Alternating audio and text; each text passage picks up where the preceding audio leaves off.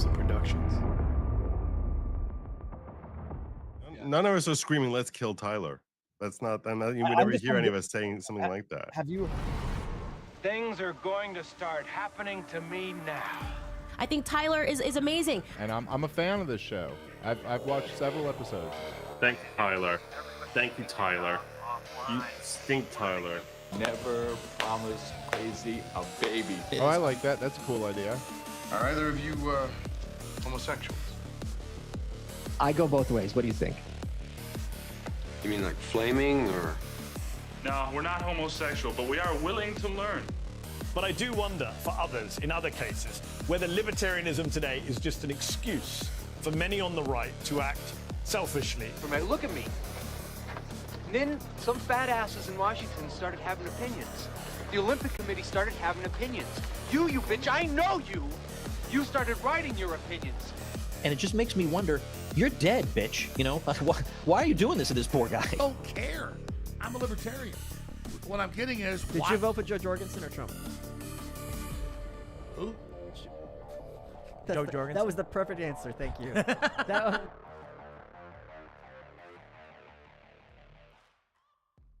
Welcome, everybody. This is Tyler. I don't know if you're there. I'm here. We've got a few people in the chat. It's Wednesday. We're going to talk legal stuff. But first, we're going to catch you up on my ruckus last few days. I hope you're ready for a little bit. I don't know if we're going to say all that. Maybe we'll just put the chat in here and we'll talk about it a little bit. Tyler Yonke, Legal Wednesday. It does feel like a Friday to me because this week has been out of control. Went to work Monday. Did a quick show. Hope you guys enjoyed that. Go watch that. There's some valuable information there. If you're going to be trading Bitcoin, you're going to be trading in the stock market. And if you're planning on doing any kind of leverage, go watch it. I'd take it on there. I wonder if any of the teachers who got fired after celebrating Charlie Kirk's murder have any free speech cases going on. That got pushed down the docket. That got pushed down the docket a little bit, Andy. But I do have that one. Maybe I do have it here, so we can at least look at that one. Let me see this one. Okay, so we'll take a look at that. I also have one on Texas Sharia law, Texas family law. There's a case we'll talk about. I'm going to talk a little bit of family law today too. I had a colonoscopy this morning. Hello. So yesterday, for day before, since Monday evening, you're drinking like solid, not solid. You're not eating solids, just like clear liquids and broth and shit. So that was all yesterday. And then you take this formula. It was at 5 p.m. last night, and then I was supposed to do one at 5 o'clock in this morning as well. So you take this one, you drink 2 big things of water with it, and then you're supposed to did the stream just crash? I hope not. Did you guys out there? Andy's saying that. Just double check. No, I got it here. It looks like it's fine for me. It's over on Rumble too. It's over on Rumble. It's over on Substack. I am seeing that there's some frames being lost here, so I don't know if that's going to be problematic. 85% frames lost. That's not such a good thing. So maybe it is. Maybe we're having some problems here.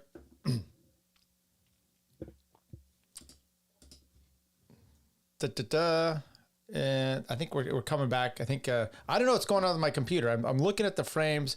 There's some data out, some bitrate problems. We're still here. Just some weird stutter. Okay, well we'll keep moving on. Let me pause that. We don't need to go there. Okay.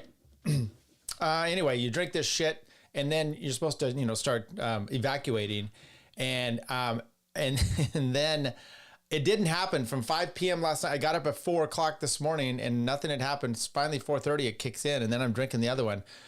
Point is, I'm safe and sound, and I hope audio seems fine. Okay, so we're good to go. I'm not drinking beer yet. Sparkling water. They put me under, so I'm a little on the woozy side. Andy was talking about, hey, there's this possible case here. Here it is.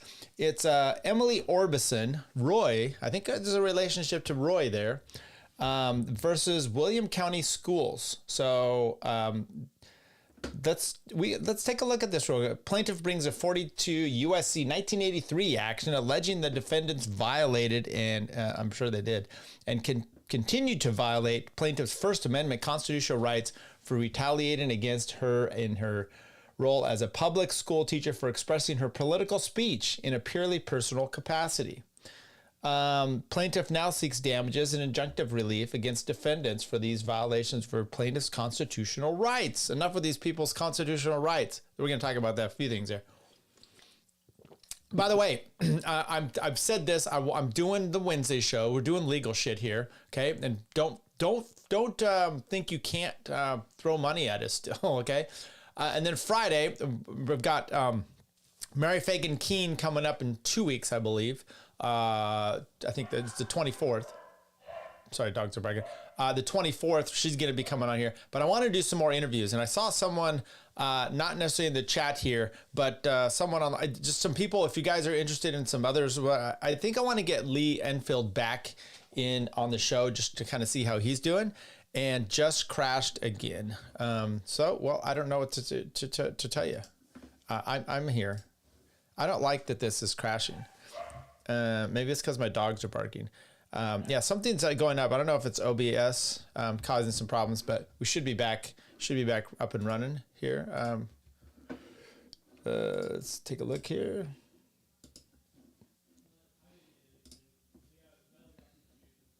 It says black screen. I don't know. I'm showing it live over here. Maybe it's Andy. Maybe Andy's having some trouble. Go over to Rumble. See if that helps you anyways. I'm just going to keep going because it's essentially recording somewhere. So this will be put out. Even if it's not live, I guess it will be. So anyway, this Roy Orbison's daughter files this motion. She did some shit about, so she's a Williams County, Tennessee. Did a crash for your all. I think it's just you, garbage main. In the municipal county level, governmental entity responsible for administering childhood public education, the defendant is Jason Golden, the superintendent. Okay, they give us Let's give a little back story here. She's a professional public school teacher, a wife, and a mother. She's been a teacher for 5 years. Okay, that's lame. She taught at Metro Nashville Public. Miss Orbison earned her master's degree in, by the way, I think we're back and up and running, Andy. Yeah, I see some boring filings. It's back. It's hard to give her students and teaching the support they need. Her students notice these efforts and appreciate them. Oh, that's bullshit. She has a daughter who at the time of this complaint being filed is 5. Okay. Kindergarten. A lot of this doesn't matter. Doesn't matter. She's a mom. Okay. School shooting crisis in this country. They're going to talk. So here's what's interesting. She's filing this as a public person, right? Not in the she made some statements. I'm just going ahead here. Made some statements in the capacity of herself as a private person, but she's bringing everything involved because she got fired. And so now she has to bring apart, her duties at school, public shooting, or school shootings. She's probably going to be talking about that. I do want to go over this. Conservative activist Charlie Kirk. Going to talk about Charlie Kirk. I want to go over this, but I don't want to go over this one today. Let's start with this. I'm going to keep that one for another day, Andy, because we'll get into it. Patel, there's been so many conspiracy theories swirling around about the assassination of Charlie Kirk. Do you have any updates for us, especially in light of all the online content that everyone's been talking about? The only thing we deal with at the FBI and the Department of Justice is facts. And we delivered at record speed a manhunt to capture Charlie Kirk's alleged assassin in 33 hours. And if you put that in perspective, Luigi Mangione or the Boston bomb, where they took them 5 days and a police officer lost their life in their manhunt. We are running on absolutely every single lead, and the best thing we can do to honor my friend Charlie Kirk's life is to make sure that everyone involved is prosecuted to the full extent of the law, and that's what we're focused on, investigating the facts, not trading in conspiracy theories. Okay. Mr. President, thank you. And then. Okay, a few things here. One, you can see this scrolling down below. Eric Kirk releases a new book detailing his family's fight to save America. And I was like, to make a buck? Come on. No one's reading your book about how you fought to save America. Go fuck yourself. Second of all, I think it is a problem when it's with anything. You've got police, and if someone's best friend a police officer is a detective and his best friend is injured, killed, whatever, and they're going to be going out and doing the investigation, I think at some point you're going to say there's a problem there, okay? And that's probably something that the defense could actually bring up. Tainted because there's all the people working are close friends with Charlie, and perhaps it's going to shade their abilities to do the investigation. I mean, I think at some point, if it's your buddy, maybe you just kind of move back away from it. Mr. Valhalla, or whatever your name is. Did you get the gravel all laid? An officer died in the Luigi manhunt. No, he's not talking about the Luigi manhunt that someone got killed. He's talking about the Boston bomber that some officers were killed there. So I believe there you go. Yeah, Luigi manhunt. Okay, let's go to the first thing I want to talk about here is and here's what I'm going to talk about. Alex Jones tries to appeal up to SCOTUS. We're going to cover that just quickly and shortly. Mitt Romney's brother is going through a divorce with his wife, and there's some tasty little bits there and some things that people just get outright wrong. We're going to talk about that and review that. Adronovich, or whatever his name is, the Las Vegas pedo that from Israel, he did he make his hearing? I'll do a little update on that. And the last one, or maybe we'll mix it the different order, but Josh Hammer says he's going to sue Candace Owens for defamation. These people are so, by the way, I watched, and Dave Smith did in a great breakdown, did Josh Hammer's reply to Candace Owens.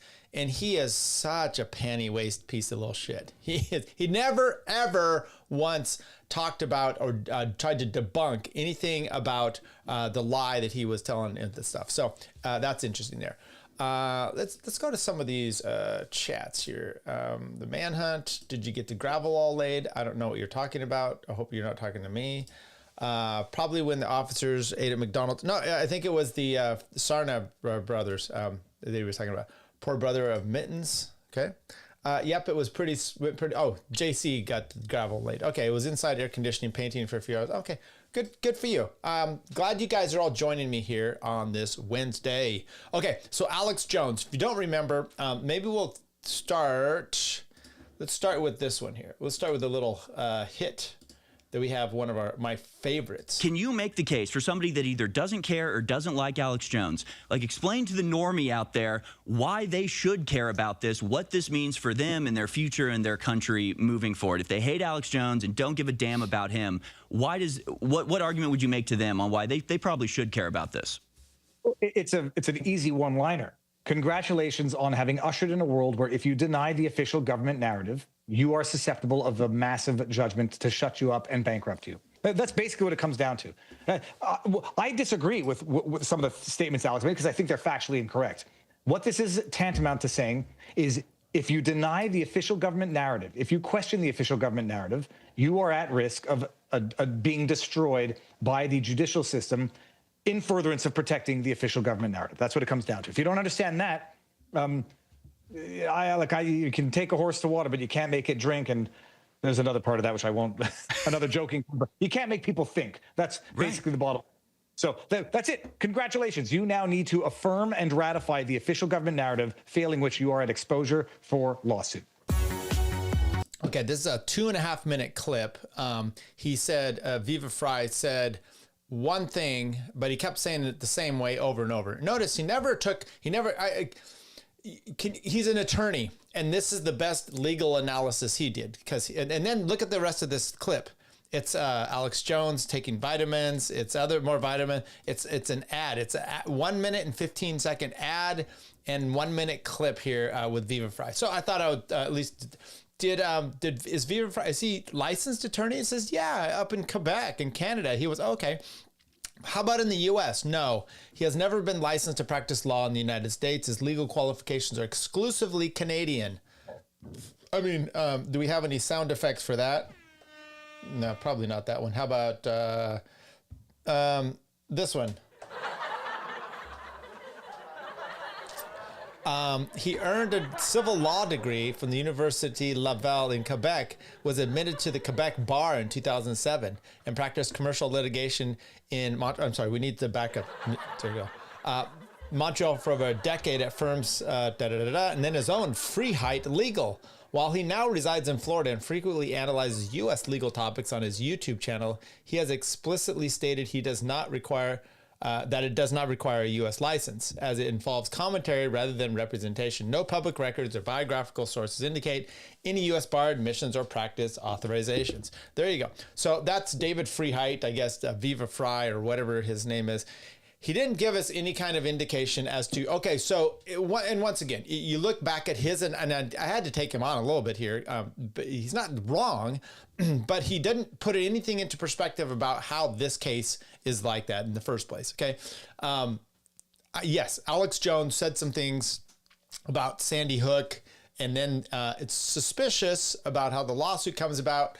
And then there's 2 defamation suits, one in Connecticut, one in Texas, and they both get default judgments against him. Now, I think this case is not so much about putting your, speaking out and getting shut down. It is about that, okay? But SCOTUS just rejected this one, and you have a pretty favorable, judiciary to that side of the aisle. So it's kind of interesting they didn't take it on. But it's actually more indicative of people like Viva Fry, which is, let's just go back to here, bad attorneys, okay? Actually bad attorneys. Let's take a look actually at this lawsuit or the filing request up to SCOTUS. What is it called? Petition for writ of certiorari. Okay, so look, there's a lot of who the plaintiffs are, who they are, and then have the index here. That's fine. We'll get moving on here. And then there's some stuff about the case. Okay, and it does talk about initially here, Alex Jones. If you don't know, he had the case defamation in those 2 places. They got a default judgment on him, okay, which means it never went to the jury on the merits of the case. The case then went to trial just on damages, okay, and that to me was a shit show, okay. If you watch that, I mean, yes, you can say the people were evil for their reasons they're bringing it. They still brought it. People bring lawsuits all the time, okay. However, even then, you're just like, wait, they're even then trying to talk about discovery, and it's a shit show. I'm sorry. If you watched it, if maybe you thought that, Owen Schroyer or maybe Alex Jones they were owning the libs, because, there's some comments about that Alex Jones made at the time where he's talking about Hillary Clinton and whatnot. Okay, if you're his attorney, are you thrilled about that? Or we just rather focus? Hey, let's get a soundbite. Let's be like Ted Cruz in the Senate here and show off and make some comments. Or do you want to, fucking win a lawsuit? Now, it was already too late. Okay, so he goes through here about like how it was, actually never was. The comments weren't actually, defamation, blah, blah, blah. But here's the main context here. Viewed in the full context, Jones expressly affirmed that deaths occurred while using the phrases staged or hoaxed. Now, for me, the case already went to, they're trying to appeal to get back to actually have a trial to itself. Okay, that's the issue. So I don't know that you even making an argument here that it was never defamation in the first place. You know what? Is that your argument, or is your argument actually we should actually have heard whether it was even defamation? So that to me is kind of nonsensical as far as like it may be required and it may be necessary for their filings. I'm not saying it's not. I'm just saying I don't necessarily care about that. I want to know what your grounds are for getting it back into court. Here, the trial judge explicitly stated on the record, actually, let me go back up here just a bit. No such review. Okay, he talks about his First Amendment right precisely to guard against such distortions. This court has required independent judicial review of the entire record in First Amendment cases. No such review has occurred here at any level by any court. True, kind of. Here, the judge explicitly stated on the record that the death penalty sanction was entered for 3 reasons, all trivial at best. Strike 1 against Jones. What's that? His lawyers filed a motion to obtain a commission for an out-of-state deposition of Hillary Clinton. thought to be behind the suit because of her friendship with plaintiff Erica Lafferty and Jones's prior public support of Trump in 2016 election. The trial court found Jones's motion for the deposition commission violated a protective order because it recited the motion's genesis was an unnamed plaintiff's refusal to testify in a deposition, how her legal fees were being paid, and how all 15 plaintiffs had come together to be represented by the same law firm. The second reason was because Jones's lawyers could not retrieve in satisfactory form, never used Google, well, I don't know about never, used Google Analytic data that the plaintiff alleged would show the number of vitamin supplement sales Jones made during broadcasts mentioning Sandy Hook. Strike two, Jones's lawyers could not retrieve in a form and format to the liking of the plaintiff's accounting sub-accounts from FSS's accounting journal entries to determine supplement sales. Strike three, by these, the plaintiffs hope to demonstrate Jones's profit motive, even though the court has plainly stated a profit motive is irrelevant in the libel cases based on the amendment free speech. Give some case sightings, even though these infractions were trivial and unrelated to the merits of the case, and B, the information sought could have been obtained by other means. The trial court used these as the basis to discard the First Amendment decreeing Jones liable for everything alleged. Okay. He's been stripped of his constitutional rights in the ensuing damages-only trial. The 6-person jury, sitting 28 miles from the murder site, awarded the 15 plaintiffs a total of $965 million in compensatory damages, to which the trial court added $471,650,000 in CUTPA and punitive damages, amounting to an award of approximately $95,760,667 per plaintiff. Okay, but I want to get up to, okay, so he goes through some more stuff, and then this is a statement of the case. There's some more things. This goes into a little bit more on the 3 strikes, and I want to walk just through those real quick one more time. Megyn Kelly, I forgot the actual page here. Notice of constitutional defenses. Trial court conducts a damages only trial.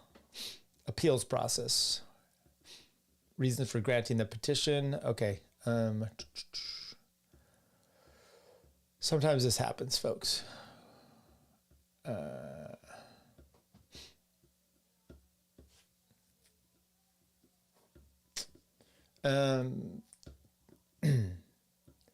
Death penalty sanction unconstitutional.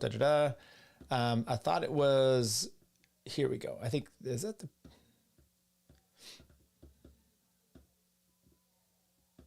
Yeah, maybe I missed it. But anyway, it's those three bangers. Strike 1, strike 2, strike 3. I thought we went into a little bit more detail on a little bit further down. Opinions below. I guess this was the case. Regardless, here's kind of the one that really sparked it off for everybody, which was they go and do a I do want to read it though, because it went into a little bit more media defendant entitled First Amendment, Alex Jones and Megyn Kelly. It's just after this. The administered death penalty default sanction was unjust. Okay. Okay, here we go.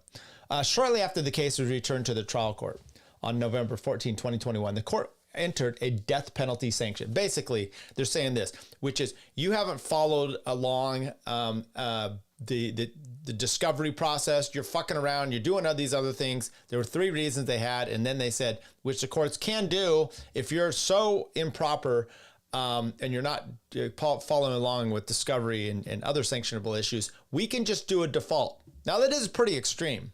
I mean, I've never personally experienced it.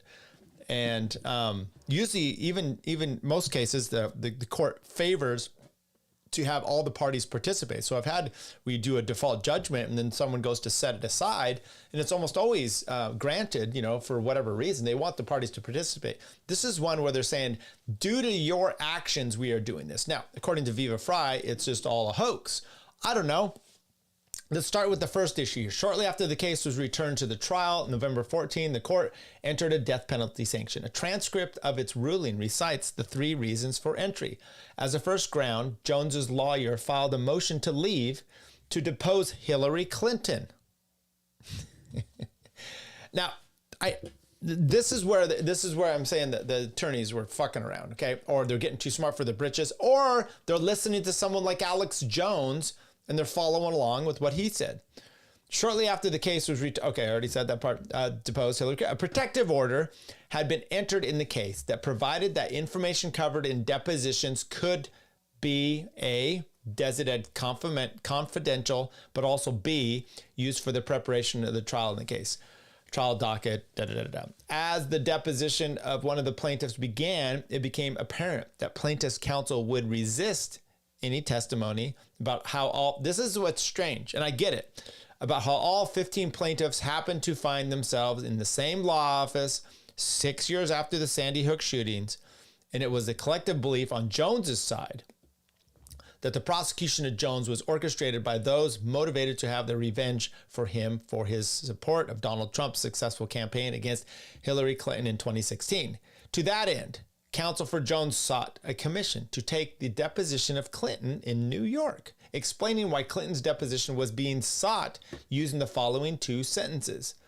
On advice of counsel, at least one plaintiff has refused to answer how so many of the clients all ended up represented by the same firm. The witness claimed not to know how her legal fees were being paid. Now, I don't know that that's any kind of defense for him.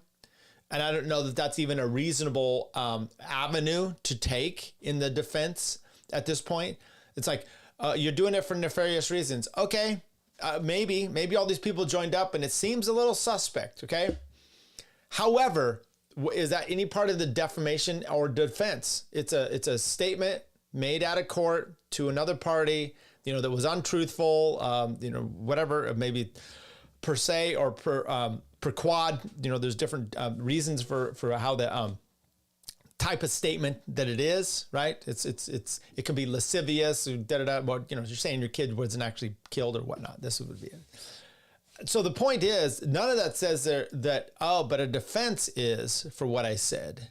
A defense is that you guys are all coming together in this lawsuit together, and Hillary Clinton told you to do it. And what's the point? What would have it ever accomplished? So this to me seems like something that maybe that he was using the legal system in a way that then he could, there was a protective order not to talk about this stuff. So then is he going to use a deposition of Hillary to further undermine her or whatnot? So what's the point of that? Anyway, so they did that. Although the two offending sentences did not disclose testimony, but only a refusal to answer, the trial judge denied the request for commission and used this as the first of the three grounds for the death penalty. The second grounds was that Jones's lawyer could not retrieve in satisfactory form, never used Google Analytics data showing sales, analytical data. The same issues presented earlier that resulted in the denial of Jones's anti-SLAPP motion. Given that the failure regarding analytics was one of the reasons the trial court there had initially denied Jones's statutory rights to an anti-SLAPP motion, the Connecticut Supreme Court had a reason for addressing it earlier and did so, demonstrating its sole relevance was to plaintiff's CUTPA claim, which would later be dismissed on appeal. Interesting. Explaining plaintiff's claimed need involving showing Jones's profit motive relevant to plaintiff's CUTPA claim. After the Connecticut Supreme Court returned the case for the trial court, the plaintiffs again explained that the critical importance was that this was tied to their now dismissed CUTPA claim. The third ground, but I understand it was later dismissed, but this judge didn't dismiss it, and it was still at issue, and so discovery was still ongoing. Now, I mean, I saw some of this trial, and they're talking about this data, and they're talking about handing stuff over. It did sound like a complete shit show from Jones's side, trying to get. Matter of fact, at one point they gave like all of Jones's phone information, which wasn't even asked. It just got sent over, like his personal phone data, his contacts and messages. Then that got used. So his attorneys were really effing around and sloppy in this, and so that's problematic. The third ground was because Jones's lawyers, once again, Jones's lawyers on the deposition. 2, Jones's lawyers trying to get the data that they weren't getting to it correctly. You get an expert that's that's all they do, right? Maybe you're hiring someone from Google to retrieve this data if it's never been used before, but this is what you're using to show your sales and whatnot. The third one is Jones's lawyers could not retrieve accounting sub-accounts from Jones's accounting journal entries, also sought for sales information to determine profits. The trial court concluded Jones had failed to provide full and fair compliance with a request for the data, thus willfully withholding information that was of critical importance to the plaintiffs pursuing. I mean, to me, you've got a demand and it's technical like that, you just get an expert. An expert comes in, and you have the court appoint that expert to do this kind of stuff, data scrape, whatever it is, boom, boom, boom. Now it's within them, or you have a master that comes in and it's kind of helping with discovery. I don't know all the ins and outs. I don't know how bad Jones's situation was. However, this got denied by the SCOTUS. They did not take this up. They did not take this up on review. So therefore, our boy Viva Fry over here, he gets to lament and talk about how if you say anything about the government, you're going to be taken down. Look at Nick Rekieta. The only reason Nick Rekieta had cocaine in his daughter's hair is because he was libertarian. And therefore, the government hated him, and they made all this up. What are you drinking tonight? I'm drinking, I had a colonoscopy this morning. I'm still not going to have alcohol for a while. I'm drinking sparkling water, okay? Okay, there you go. Okay, so next case, David Freiheit. Okay, we're talking about him. Let's talk about this one. This came out into the news. Mitt Romney, I saw this thing. First of all, I should take a look here. Mitt Romney's sister-in-law, Carrie Elizabeth, found dead at 64 on LA Suburb Street. The sister-in-law of former presidential nominee and Utah Senator Mitt Romney was found dead on a street in Los Angeles suburb Friday evening, according to officials and reports. Carrie Elizabeth Romney was discovered dead near a shopping mall parking garage in Venice, California. She was 64. Her death is being investigated, and the cause and manner have not yet been determined, according to the reports. County Recorder's Office. Former GOP, okay, we don't care about that. It is unknown at the moment if she jumped or fell from the multi-story parking garage or nearby building. Yikes.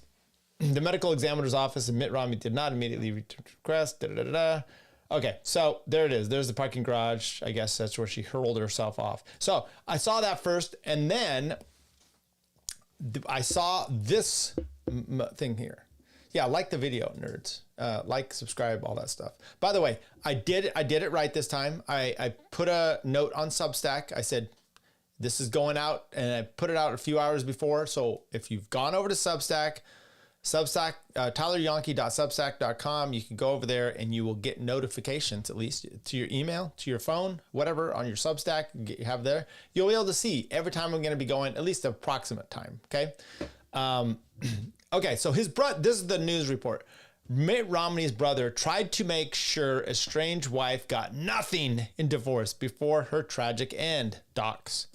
And here's Mitt tried to make sure his estranged wife got nothing in the divorce. That's their Twitter. So then let's read it here. Matter of fact, okay, Mitt Romney's brother filed for divorce just 4 months before his estranged wife plunged to her death in a California parking garage and tried to make sure courts awarded her nothing in the split, court documents show.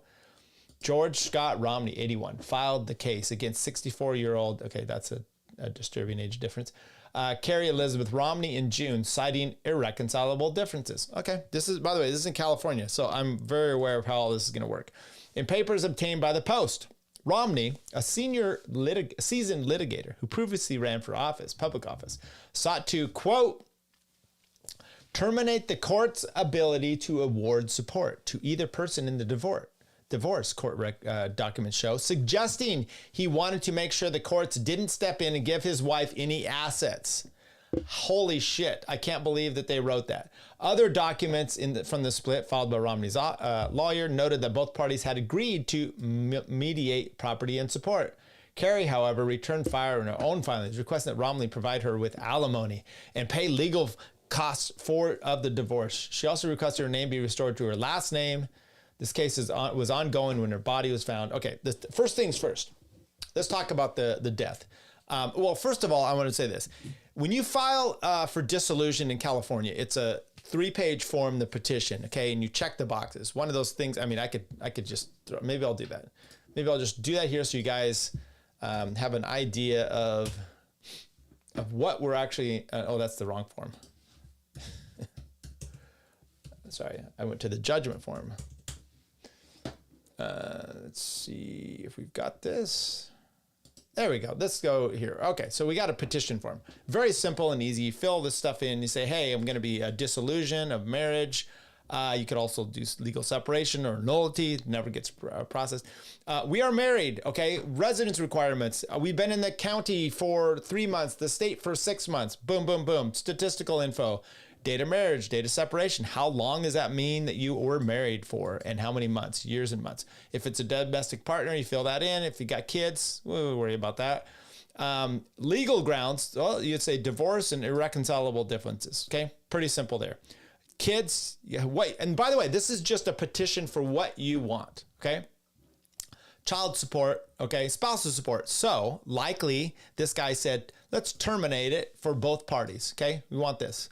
Now, property, I imagine he did what most of us do, is he said, we're going to confirm this, and then he does like this attachment 9B, and it's basically like you do a definition. Hey, I haven't, discovery is still ongoing, and disclosures, we'll do those at a later date, but community property or separate property is everything before marriage, after said date of separation, or conveyed by or received by gift, divine inheritance, blah, blah, blah.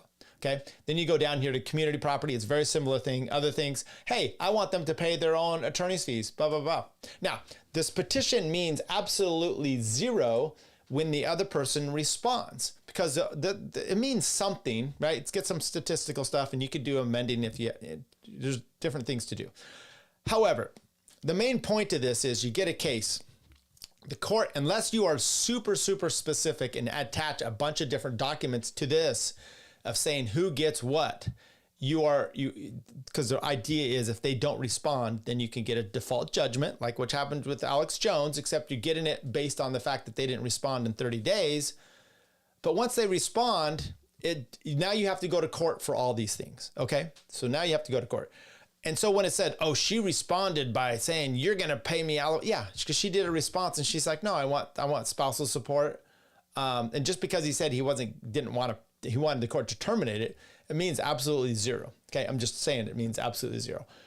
Now, here's the other more disturbing part, which is if you go up to the document in the post here, what they said, it said he sought to terminate the court's ability to award support. That's just spousal support. But then it says, suggesting he wanted to make sure the court didn't step in and give his wife any assets. That is just blatantly wrong. That is not even close to being the case. They are going to have to, unless they had once again, stuff that you acquired during the marriage, you're going to split it. If you had separate property, it's going to be still separate property. You're not going to split that unless you've commingled it. Okay. And we'll get into all that. My point, and then lastly is, does any of this matter for her estate? She died before they got divorced. Okay. They were going through a divorce. I've had a few deaths from clients, opposing parties, before the judgment is entered. One we had signed, ready to make an agreement, hadn't entered it, and then my client got killed by her boyfriend. She was bad way. Then another one, opposing party. We were coming to an agreement, but we were actually going to be going to trial just on a few issues. She dies of cancer. I had another one that got killed in a car wreck, opposing party. So what do you do on those? Essentially, you file what's called an abatement. It just drops the case. They didn't resolve it. I've had another one where we are still going to trial. He died right before Christmas, or right after Christmas. but they knew it, and he wanted to make sure she didn't get his stuff. So they filed what's called a bifurcation, which is status only. So the status of his marriage and her marriage was that they were divorced. But we reserved all issues for division still. So he dies, and then he's trying to screw her now with the estate, or his mom is. So that was the one that they at least solved. I don't believe this sounds like to me, this was very much in the pendency, the early stages of the divorce. So that was not the case. So my point on this one is he got it all anyway. He got it all. He didn't have to pay support. Okay, fine. Did he push her? I mean, it does make sense, right? I don't know if he did or if someone else did, but something happened to her. So, you know, that would be interesting. There was this other article here. I don't know if they did the right thing here, citing irreconcilable differences. He had a place there who sought spousal support but seemingly battled financial struggles. She filed bankruptcy in December 20 under her former name. Okay. Here's his record of marriage. They had 5 children. Oh, so he was first married at 67 to 92. And then 2011 to 2016 to this other person. No children. And then this most recent one, pending filed, well, not finalized the time of her death. So when did they file? They filed it in June 10, 2025. There's well, first of all, to even get a divorce in California, by statute, you have to at least have been 6 months from the date that you served the other party. Yeah, he's going to get an abatement on this, and it's going to be dropped. And he's, oh, this was interesting though. So I don't know if this had anything to do. It's not going to matter now. Scott transferred his $738,000 Valencia condominium to the George Scott Romney Trust in July 2024, pre-filing, potentially shielding it from division. Kerry had a prior bankruptcy. He's not shielding it from division. He's not. The only thing is, there's a good chance that he was his separate property, at which point he could transfer it, right? So it's not, I don't know. They're trying to make some things devious, some not. I got the Substack email, JC said. Yeah, Substack notice, great. Good. That's what I'm going to have to keep doing. I've been told that Mittens has blinders full of victims. I mean, women. Oh, yeah. Oh, yeah. Mittens, is that your nickname for him now? That's interesting. That's cute. Okay. What I want to look at here is, this is Josh Hammer. So Josh Hammer, start this here. Josh Hammer is the guy on the right there. He came out, remember, and I broke this down last week as well, because I think it's discouraging and disgusting, which is Charlie Kirk dies. Then Benjamin Netanyahu immediately comes out and talks about what an amazing supporter of Israel he is, like he's some sort of Adelson or Trump. And then people on the other side are like, no, you don't understand. He was going through some issues, right? So, I mean, you can think of all different types of things that could be done in your life if you're making changes and everyone's trying to jump on board to use you, either direction, right? But I thought, for all the people, the haters of Candace, I thought she stood by and tried to set people up, and they allowed it to happen, which is like, no, that's not what the case is. That's not how it is. And they just, Josh Hammers, the Seth Dillon, and all these other despicable people just come out of the woodwork, pushing. And then the group chat stuff gets leaked, and it shows that Charlie Kirk literally said, I can no longer be pro-Israel, right? You've left me with no other choice, basically. So that was pretty dramatic. Matter of fact, that was a complete 180 from how they were depicting him in the stuff. So then he releases some more things. So then it comes out where Josh Hammer had put a tweet out. He would quote tweeted something from Trump. I want to say it was like from 2016 or 13, where Trump had said something about mass public executions. And he said based the day before Charlie Kirk. Now, Candace comes out and she does imply, now in his response, he's very, very sloppy. He does a response to it. He never talks about those texts where he lied about him, but he does talks about this. He says, first, she's implying that I may have had something to do with it. And then later on, he just outright says, she said I killed Charlie Kirk or had something to do with it. So he's very sloppy. So, I mean, she has some possible grounds for defamation, but he decides then, I'm going to be the ultimate icon of the Jews, and I'm going to sue I'm talking to lawyers. I think I'm a lawyer by background. I clerked for a federal appeals judge. I know a thing or two about United States constitutional law. I think that we have a potentially serious case here for defamation. Okay, he knows some things about constitutional law. He's clerked for someone. I don't know that he's done anything legit in his life, though, as far as like your own ability to take a case. Clerking for a judge is not practicing law, in my opinion. I get it. It's kind of the other side of it.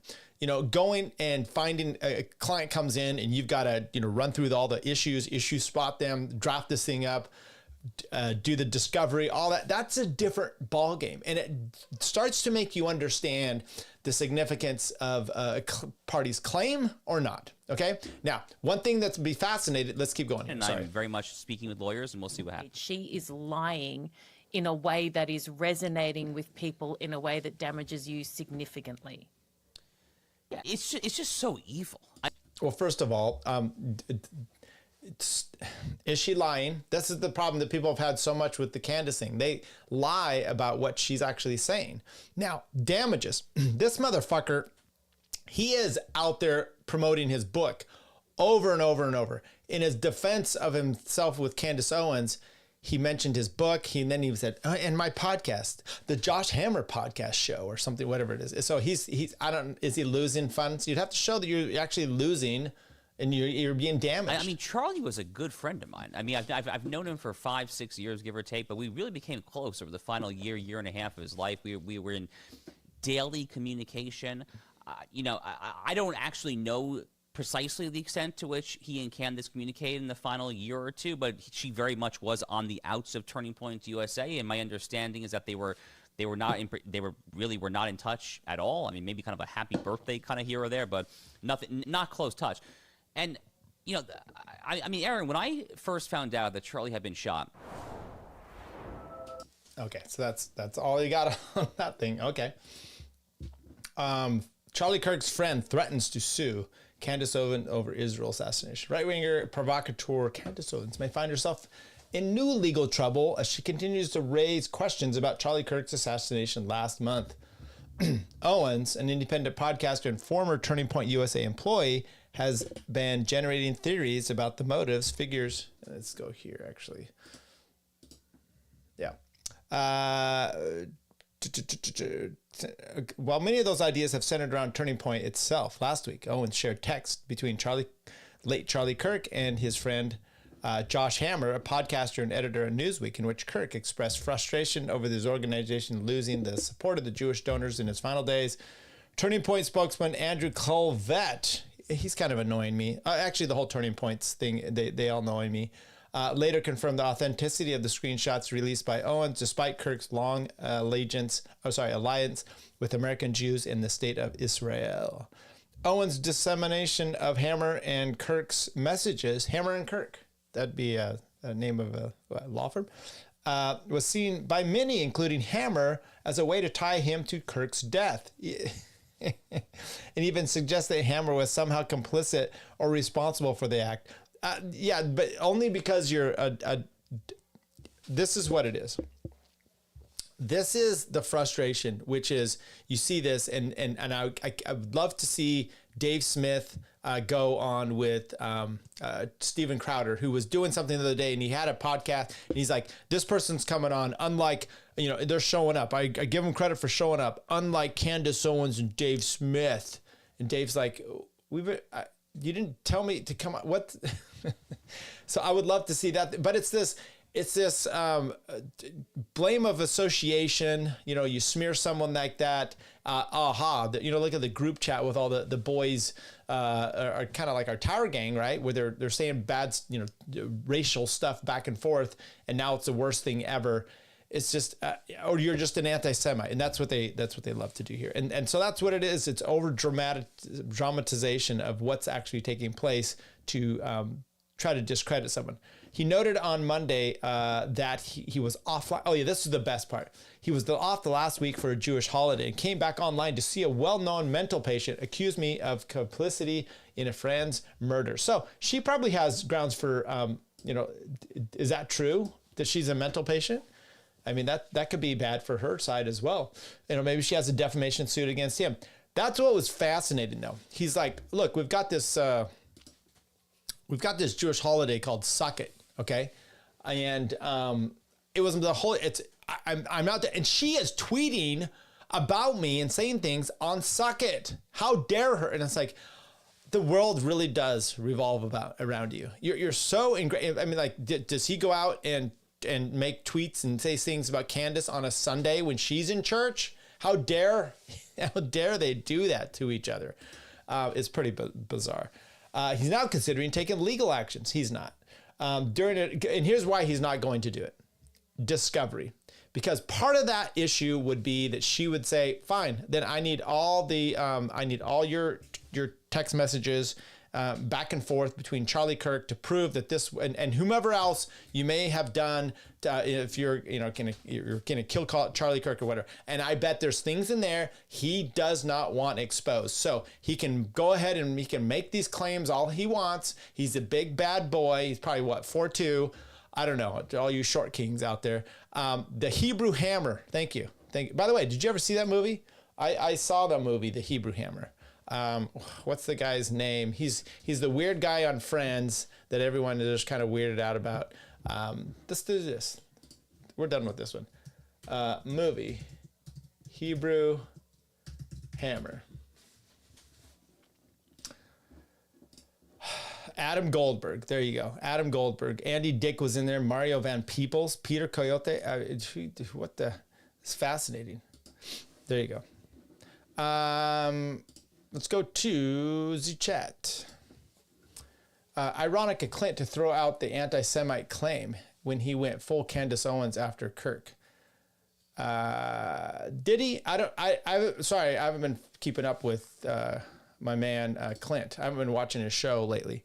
What did he say? Maybe maybe send me a message or something about that. Okay, last thing we're going to look at here is Tom Artyom Alexandrovich. This chick posts this up. It says, since it keeps showing up on everyone's news feeds, here's some takeaways. The standard sting operation. Cops used 15-year-old decoy. We know about this guy. He waived his Miranda right and made a statement after his arrest saying that he thought the girl was 18. All the defendants read the same bail. He posted a bond, was released, never needing to see the judge. First court date was August 27. He went back home to Israel without violating any order. The DA, County Clerk Attorney Steve Wolfson, can seek to amend the conditions of his pretrial release, but the statement from his office didn't show concern and instead called everything that happened in this case standard. Alexandrovich does not appear in court on August 27. The judge will issue a bench warrant and declare him a fugitive. But he didn't. So when was this thing posted? This is August 19. I think I did some chat GBT stuff on this one.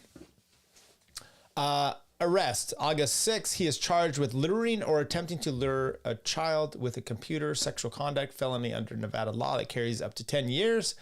Bail. He posted $10,000 on August 7th. Importantly, he was released without apparent conditions such as surrendering his passport or other restrictions. This allowed him to return to Israel shortly thereafter. A hearing arraignment was scheduled for August 27, but Alexandrovich did not appear in person. His attorney claimed there was an agreement with prosecutors to waive in-person appearance. The court denied the waiver. Interesting. The judge ordered that future court appearance be via video and or remote appearance. His attorneys maintain he is presumed innocent. He believed the person he was communicating with was 18. It's in Clark County. Remains unsolved. Whether formal charges have actually been filed beyond the initial accusation. I'm actually interested if he has any more hearings. Current status, he's under felony accusation. He has returned to Israel after posting bail. He has not appeared in person. His attorney has appeared. It's still active, but remains unsolved. If you like, okay, let's take a look at this. the indictment date filed October 1, 2025. Okay.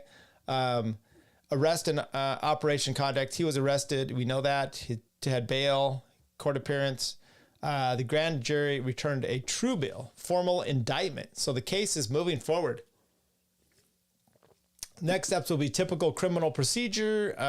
Because he's back in Israel, practical issues, remote appearances, international cooperation, and whether Nevada will seek extradition or rely on him appearing voluntarily will be the central of how the case proceeds.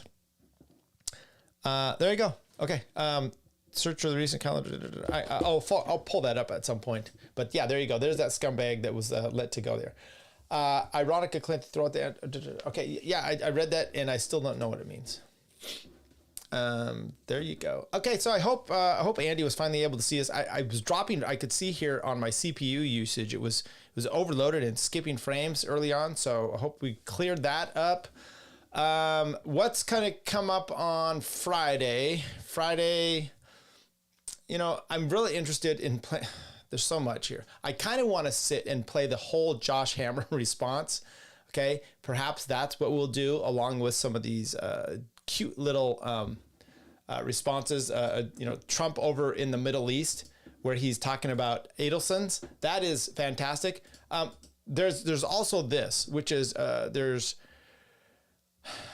Alex Jones' case, and then there's Mike Little. Evidently, he was declared guilty without a trial for the defamation as well. I don't know what the fuck these guys are doing. I don't know who they're getting for their attorneys. This is like never before seen shit, and all of a sudden it's happening. It does make you maybe wonder, okay? But once again, look at this. We're just streaming through some legal stuff. Teens who jumped ex-Doge staffer Edward Big Balls Korestein avoid jail, sentenced to probation. Yeah, so you got that. Okay, Glenn Beck says, I did my homework on AIPAC and why they didn't require to register under FAIR guidelines. It's as an Israel lobby. The real issue seems to be our own legislation. No fucking way. You're kidding me. None of us are screaming, let's kill Tyler. That's not, you would never hear any of us saying. Yeah, okay, there we go. All right, everybody, thanks for joining us for a quick hour on a Wednesday, going over some legal stuff. We didn't do the whole thing. There is this case in Tennessee, and I can tell you how we know everything about it. It's this teacher. I want to read the pleading, and I have it, and we will go through that. Maybe we'll save that for next Wednesday. If you have any legal stuff you want to shout out, let me know.